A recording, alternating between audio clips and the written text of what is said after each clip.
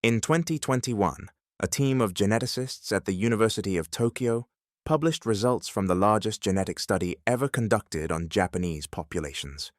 They had analyzed the complete genomes of over 3,200 people from across Japan, using technology that could read every single one of the 3 billion DNA letters that make up a person's genetic code. What they discovered in the northern island of Hokkaido stopped them cold. In central Hokkaido, 44% of the population carried ancient genetic markers that were virtually absent everywhere else in Japan. These weren't recent mutations or random variations. They were genetic signatures that had survived unchanged for over 15,000 years, preserved in the DNA of people called the Ainu. This discovery would force Japan to confront a truth written in the cells of its own citizens. The story of who really lived in Japan first was far more complex than anyone had imagined. But to understand why this genetic revelation matters, we need to travel back to 1865, when a British explorer made an observation that puzzled scientists for over a century. Thomas Wright Blackiston stood in a village in northern Hokkaido, staring at something that defied everything he knew about Asia. The indigenous people before him had thick, wavy beards that would rival any Europeans. Their eyes were deeply set, and hair covered their arms in a way he'd never seen in any East Asian population. They appeared more similar to my own countrymen than any Asian I'd encountered, he wrote in his journal. Blakiston had just met the Ainu, and his detailed descriptions would become the first scientific documentation of Japan's indigenous people. For decades, their distinctive appearance sparked wild theories. Some researchers thought they might be descendants of ancient Europeans, somehow stranded in Asia. Others proposed they were related to Polynesians. The Ainu themselves told a different story. They spoke of being the original inhabitants of all Japan, living there for countless generations before others arrived from across the sea. But without scientific evidence, these claims remained just that, stories passed down through oral tradition. If you're wondering why you never learned about this in school, you're not alone. Hit subscribe to join History Diaries community, discovering the hidden histories that textbooks overlook. The mystery of Ainu origins remained unsolved until the 1990s, when molecular biology finally provided the tools to read the truth written in DNA. And what that genetic evidence revealed was extraordinary. The Ainu carry a Y chromosome marker called haplogroup D1b that exists almost nowhere else on Earth. This genetic signature is so rare and so ancient that finding it in high frequencies is like discovering a living fossil. Haplogroup D split from other human lineages approximately 60,000 years ago, making it one of the oldest distinct genetic branches in Asia. Today, high frequencies of this marker are found in only 3 places: among the Ainu, in isolated Tibetan populations, and in the Andaman Islands of the Indian Ocean. 3 populations separated by thousands of miles, yet connected by ancient DNA. But the real breakthrough came when geneticists compared Ainu DNA to ancient remains found throughout Japan. The Jomon people lived in Japan from approximately 16,000 BC until 300 BC, making them Japan's original inhabitants. They created some of the world's oldest pottery, built sophisticated settlements, and thrived as hunter-gatherers for over 10,000 years. When scientists extracted DNA from Jomon skeletons and compared it to living Ainu people, they found something remarkable. The genetic match was nearly perfect. The Ainu weren't just descended from the Jomon people, they were the Jomon people, the only population in Japan that had preserved this ancient genetic heritage largely intact. Studies show that Ainu populations retain 70 to 80% Jomon ancestry, while the average modern Japanese person from Tokyo carries only about 10 to 12% Jomon DNA. So what happened to the other 88%?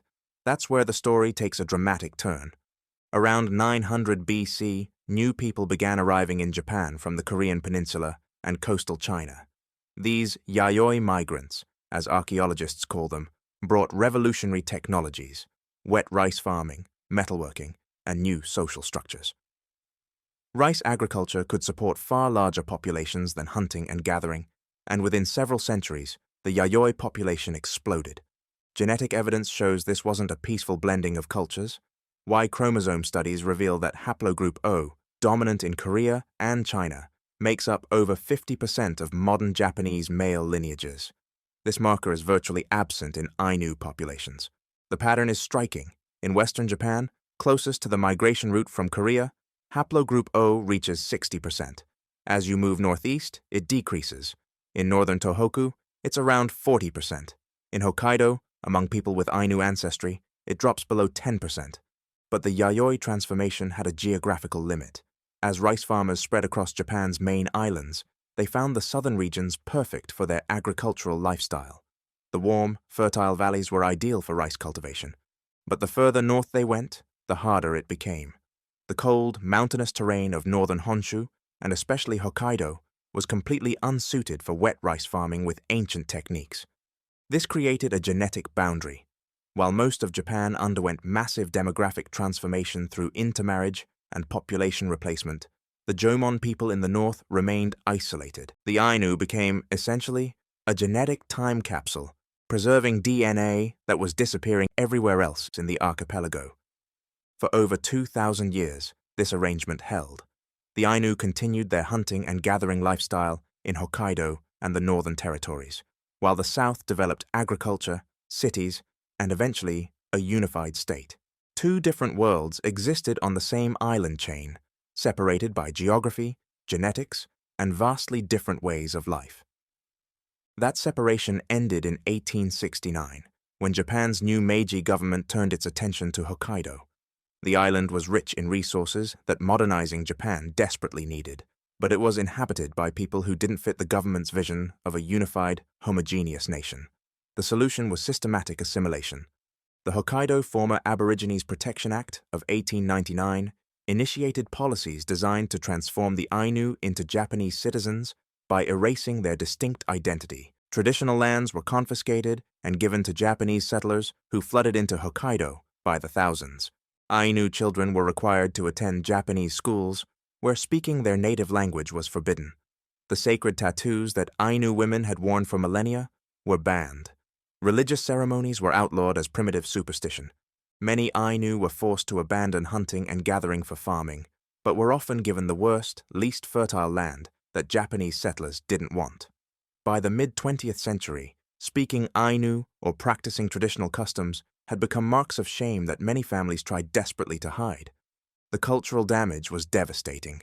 The Ainu language, which had carried 15,000 years of accumulated knowledge, was down to fewer than 10 native speakers by the 21st century. Traditional skills, spiritual practices, and oral histories were disappearing as elders died without being able to pass them on.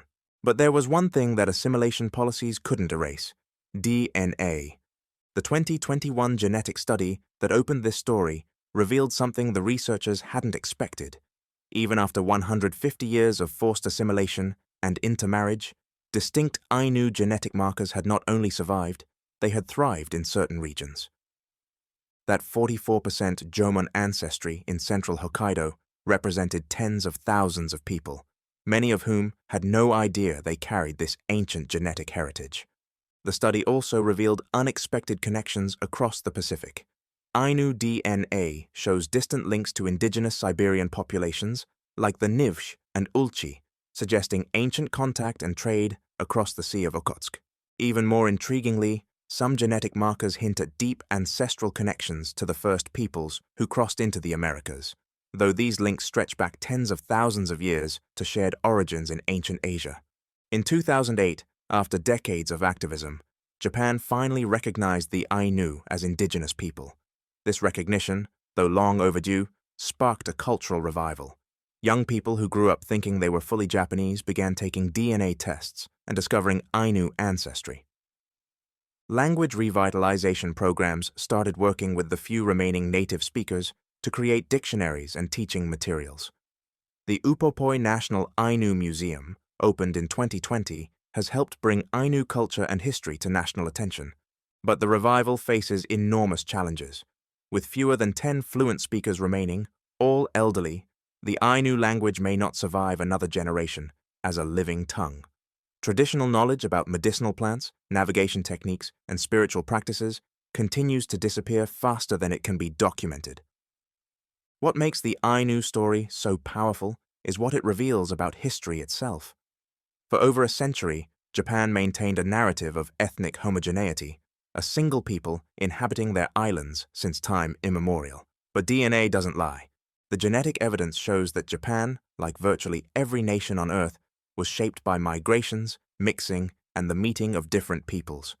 The Ainu aren't an anomaly in Japanese history. They're the original chapter, the opening lines of a story that's far more complex and fascinating than any myth of pure origins. Standing in the forests of Hokkaido today, you can still feel the presence of that ancient world. The Ainu believed that every tree, every stream, every bear possessed a sacred spirit they called kamui. This worldview, developed over 15,000 years of intimate knowledge of the land, represents a way of understanding our relationship with nature that the modern world desperately needs.